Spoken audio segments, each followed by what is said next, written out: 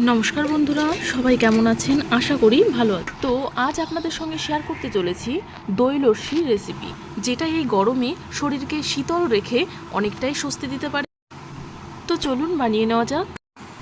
তো দই লস্যি বানানোর জন্য আমি একটা মিক্সিং জার নিয়ে নিয়েছি এবং কিছুটা বরফের টুকরো দিয়ে দিচ্ছি। এবার এর মধ্যে দিয়ে দিচ্ছি 250 টক দই।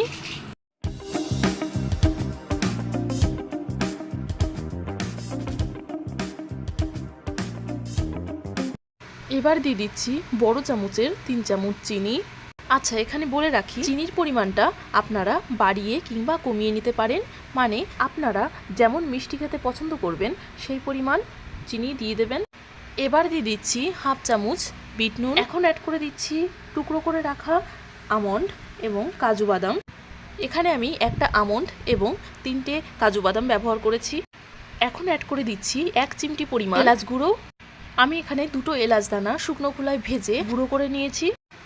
ব্যাস, আমাদের মেশানো কমপ্লিট। এবার ঢাকাটা দিয়ে মিক্সিতে ব্লেন্ড করে নেওয়ার পালা।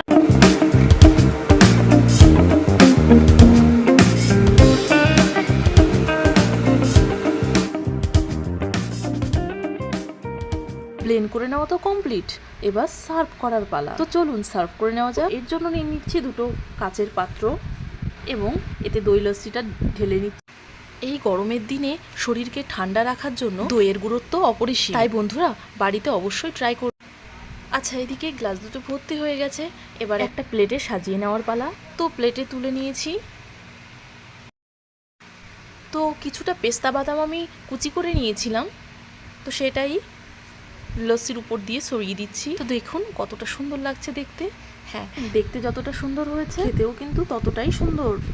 তো সবশেষে বলবো, ভিডিওটি যদি ভালো লেগে থাকে তাহলে অবশ্যই লাইক কমেন্ট শেয়ার করবেন। এরকম নিত্য নতুন রেসিপি পাওয়ার জন্য নতুন বন্ধুরা সাবস্ক্রাইব করে পাশে থাকবেন। তো আজকের মতো বিদায় নিচ্ছি। সবাই ভালো থাকবেন, সুস্থ থাকবেন। ধন্যবাদ।